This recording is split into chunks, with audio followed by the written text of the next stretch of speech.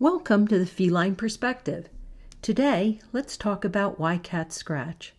Hi there, my name's Phyllis Meyer. I am a certified veterinary technician, and I've worked in a feline-only veterinary clinic since 2013. I also have 4 cats of my own. To talk about scratching, let's first consider who our cats are and how they came to be our companions. Cats have lived close to people for over 10,000 years. For most of that time, they stayed outdoors and helped keep the mice in check. Now, 10,000 years later, cats have gone from valued mousers to valued companions. Many cats spend all their time indoors. They don't have to use their sharp claws to hold down prey. Today, let's talk about your cat and scratching. What does scratching mean to your cat? And how do we manage scratching in our homes? Cats have paws that are sensitive to both touch and pressure. Cats can use their claws to hold prey and check out new objects. It is said that cats can sense vibrations through their paws, like the vibrations from your footsteps as you enter the house coming home. When your cat is relaxed, her claws are hidden in a sheath of skin. She has to extend them to use them.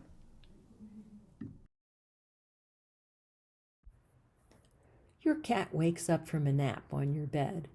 She stretches and ambles over to the scratching post that you put in the bedroom. She stretches again, sinking her claws into the sisal rope on the post. She then does a few more scratches and wanders off.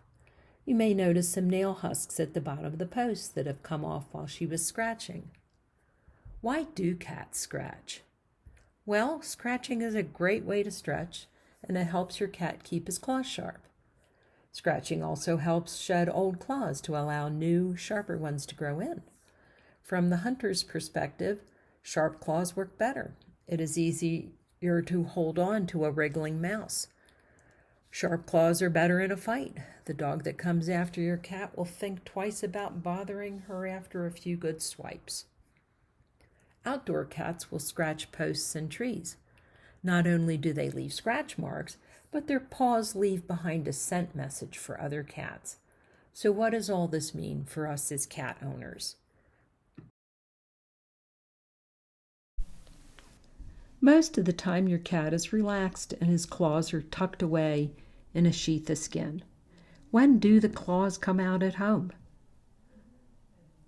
He will extend his claws to hold on to a favorite toy, or your hand possibly. You go to pick your cat up and he swats you. You may find him in your living room, his claws hooked onto your new sofa. Your cat may be scratching the doorframe near the picture window in your living room, and you happen to notice that tabby cat from next door outside. These are all times your cat may scratch while at home.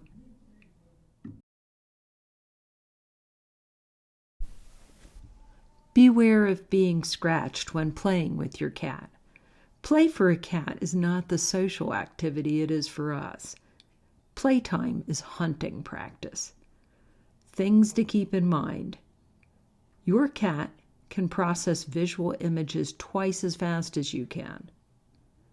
Quick motions tell your cat that the game is afoot and triggers his hunting instinct. You don't want your hands and feet to be the prey. The takeaway here, don't allow your cat to play with your hands or feet. Always use toys that keep your hands and feet out of your cat's reach. If you are caught unawares, play dead, that is freeze, if you find yourself in a clawed embrace. Holding still does not encourage the hunting behavior to continue. Your cat should let go in a little bit. Then you can extricate your hand or foot. In this short video, Zelda goes after a mouse at the end of a fishing pole toy. See how she catches the toy and holds it down to chew on it. You don't want your hand to be that toy.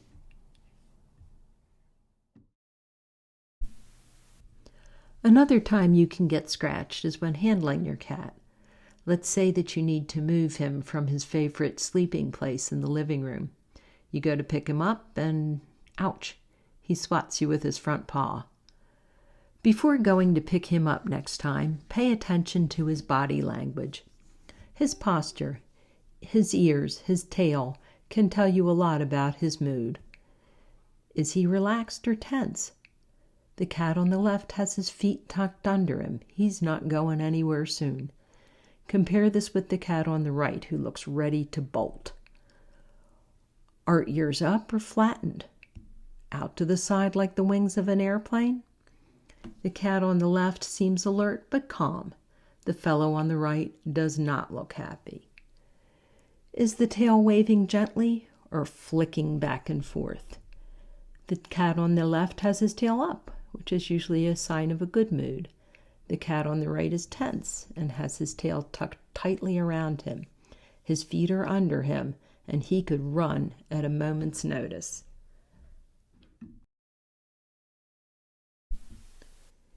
Here are some tips for handling your cat. If your cat is calm, ears are up, and tail not switching back and forth, your next step is to meet and greet. Get level with your cat and extend your hand in greeting. If your cat rubs her cheek against your hand, she has accepted your greeting and is ready for some head rubs. If your cat doesn't rub your hand, leave him alone for the moment and try later.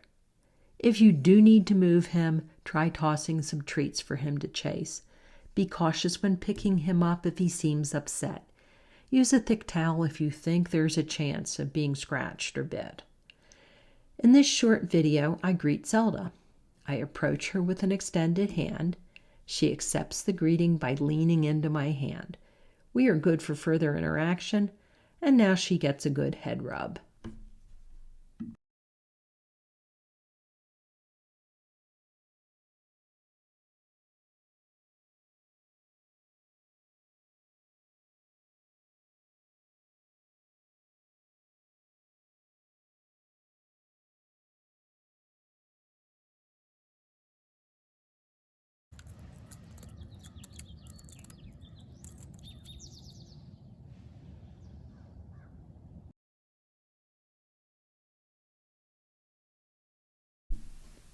Here Gus is scratching a tree while taking a walk. He is not only leaving scratch marks behind, but also a scent message. As he scratches, glands in his paws release chemicals called pheromones. They also release his signature scent. Pheromones convey olfactory messages between members of the same species. These messages are the same for all the cats. The signature scent identifies the individual, his gender and health status. Another cat may come by later and smell the claw marks. The smell has faded a bit at that time, so the newcomer knows that an adult neutered male cat, that is Gus, was here earlier, around noon. A free-roaming outdoor cat checks his scratch places as he patrols his territory. Our indoor cat may want to mark her own territory, so it's a good idea to provide a number of scratchers around the house. Cats will scratch vertical, flat, and angled surfaces. Offer a variety of scratchers. Vertical scratching posts should be 3 feet or higher so the cat can get a good stretch. There are scratchers with sisal rope, carpet, and cardboard all available for purchase at the pet store. Your cat may like logs with the bark still on. The takeaway is provide more than one scratcher and provide a variety of scratchers.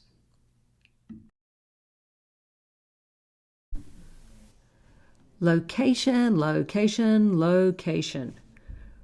Where do you put these scratching posts? Cats like to stretch after waking up, so let's have one near your cat's sleeping area. Your cat also knows that doors and windows lead to the outside world, where there are other cats. Place a scratcher or two in these areas so your cat can establish the boundaries of her territory. Place a scratcher where the humans hang out in the living room. Some cats like to scratch after coming out of the litter box, so you can put a scratching post near the litter box too. Thanks for watching this program. Every week there is more information about cats at www.felineperspective.com. Be sure to visit us there on the web and also at The Feline Perspective on Facebook. Give us a tweet at tperspective on Twitter. If you found this program useful, consider supporting The Feline Perspective at patreon.com/felineperspective. If you already are a patron, thanks for your support. Stay tuned for part 2, when your cat scratches where you don't want her to. Have a perfectly wonderful day.